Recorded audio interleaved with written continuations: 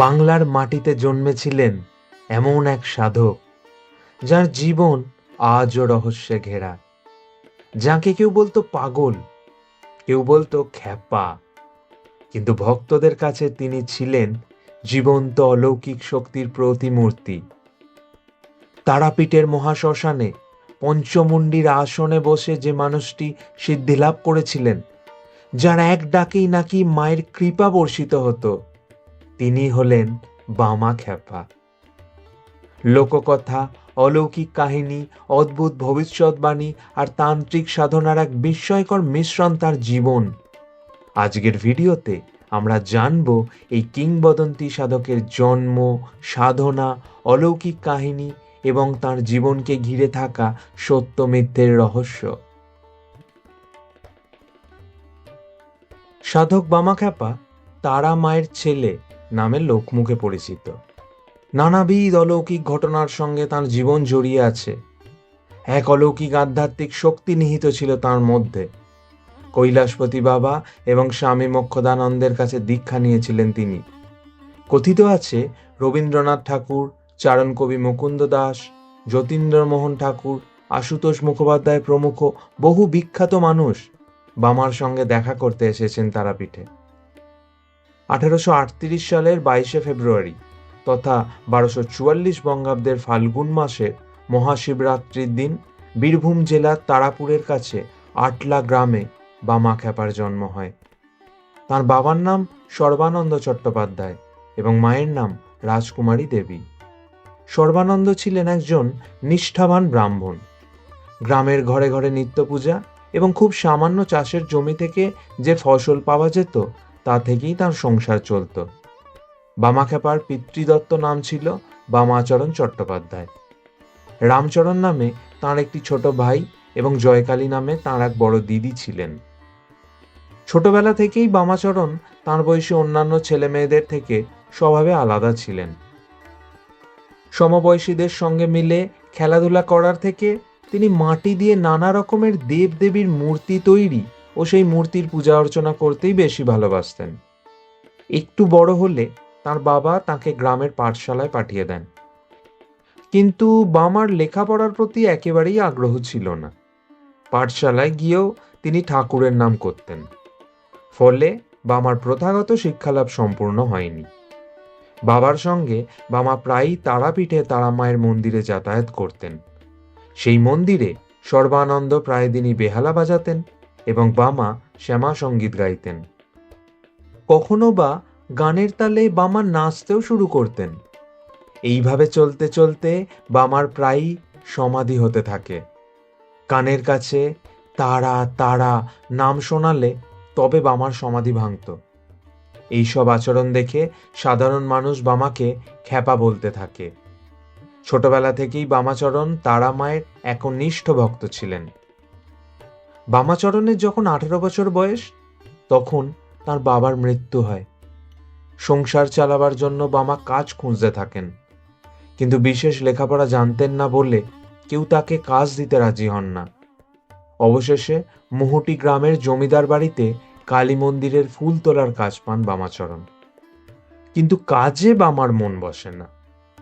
তাঁর অন্যমনস্ক ভাব দেখে মন্দির কর্তৃপক্ষ ফুল তোলার কাজ থেকে ছাড়িয়ে বামাকে রাখলেন ঠাকুরের ভোগ রান্না করার কাজে।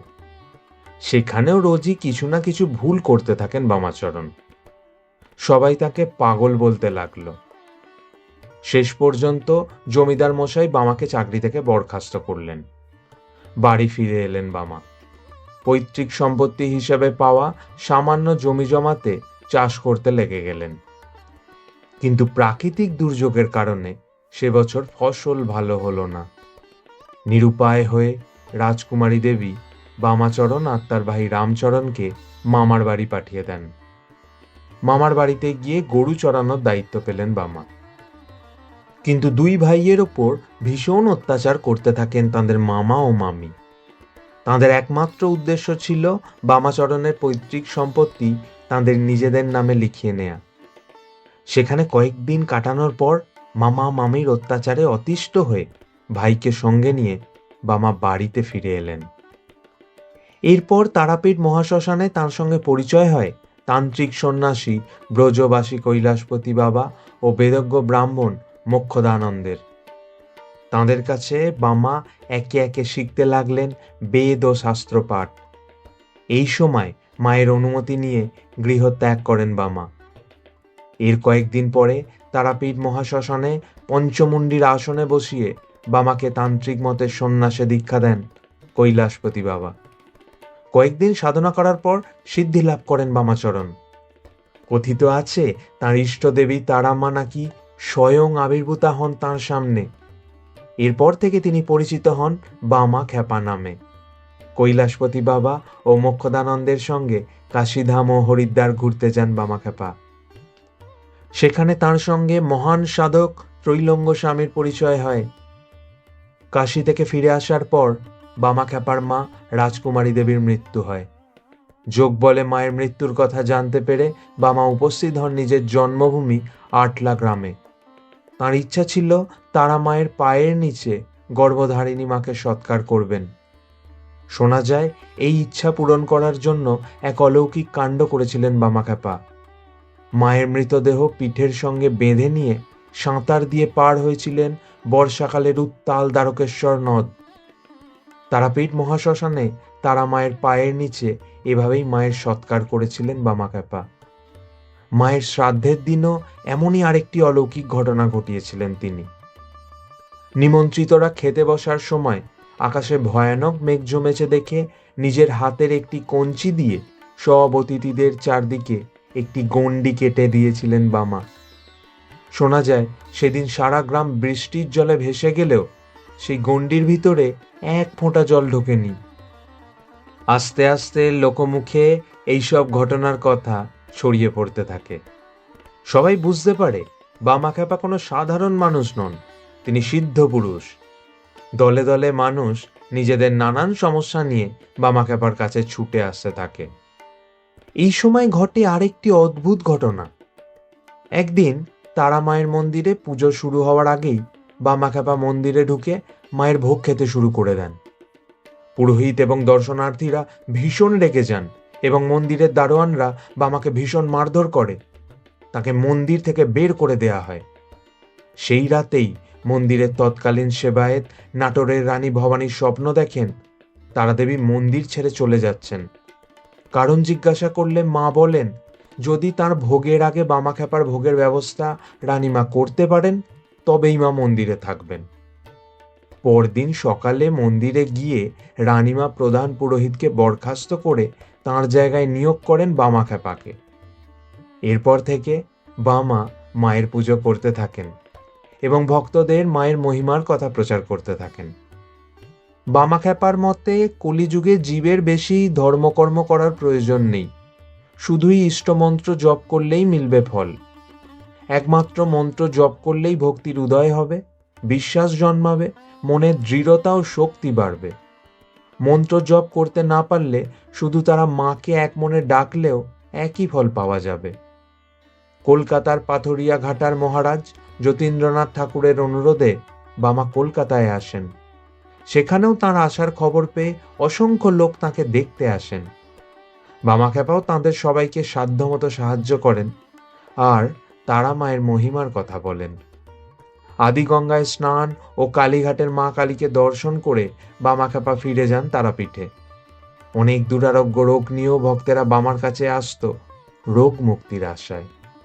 বামা খ্যাপা সেই সব রোগ সারিয়েও দিতেন, কিন্তু কোনো দৈব ওষুধ বা তাবিজ কবচ প্রভৃতি তিনি দিতেন না কাউকেই। সব কিছুরই সমাধান করতেন যোগ বলে এবং তাঁর ইষ্টদেবীর নাম জপ করে। তাঁর শ্রেষ্ঠ শিষ্যদের মধ্যে অন্যতম ছিলেন কার্তিক গোস্বামী, তারানাথ নামে এক স্বাধীনতা সংগ্রামী যিনি পরবর্তীকালে পরিচিত হয়েছিলেন তারা খ্যাপা নামে, নগেন পাণ্ডা প্রমুখরা। তবে বামা খ্যাপা কাউকে মন্ত্র দীক্ষা দিয়েছিলেন বলে শোনা যায় না। বাংলার অনেক বিখ্যাত মানুষ বামা খ্যাপার সঙ্গে দেখা করতে তারাপীঠে গিয়েছিলেন। তাদের মধ্যে অন্যতম ছিলেন স্বামী বিবেকানন্দ ওরফে নরেন্দ্রনাথ দত্ত। ঠাকুর রামকৃষ্ণদেবের সংস্পর্শে আসার পর 19 বছরের নরেন্দ্রনাথ তারাপীঠে গিয়েছিলেন বামা খ্যাপাকে দর্শন করার জন্য। এক বন্ধুর প্রশ্নের উত্তরে নরেন্দ্রনাথ বলেছিলেন যে ব্রহ্মজ্ঞানী সাধকদের 4টি অবস্থা হয়, যথা বালকবধ, জড়বধ, উন্মাদবধ এবং পিশাচবধ। ঠাকুর রামকৃষ্ণদেবের মধ্যে বাকি 3টি অবস্থা থাকলেও পিশাচবধ অবস্থা ছিল না। তাই নরেন্দ্রনাথ পিশাচ লক্ষণধারী বামাখ্যাপার সঙ্গে দেখা করতে গিয়েছিলেন। শোনা যায় নরেন্দ্রনাথকে দেখে বামাখ্যাপা ভবিষ্যৎবাণী করেছিলেন যে তিনি একদিন হিন্দু ধর্মের মুখ উজ্জ্বল করবেন। ব্রাহ্ম সমাজের প্রতিষ্ঠাতা মহর্ষি দেবেন্দ্রনাথ ঠাকুরও গিয়েছিলেন তারাপীঠে তারামায়ের মন্দির এবং বামাখ্যাপাকে দর্শন করতে। বামাখ্যাপাই দেবেন্দ্রনাথকে বলেছিলেন যে রেলগাড়িতে করে যেতে যেতে দেবেন্দ্রনাথ মাঠের মধ্যে এক বিশাল ছাতিম গাছ দেখতে পাবেন।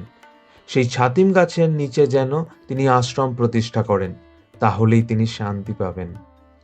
দেবেন্দ্রনাথ তারাপীঠ থেকে ফেরার পথে সত্যিই মাঠের মধ্যে দেখতে পেলেন একটি বিশাল ছাতিম গাছ।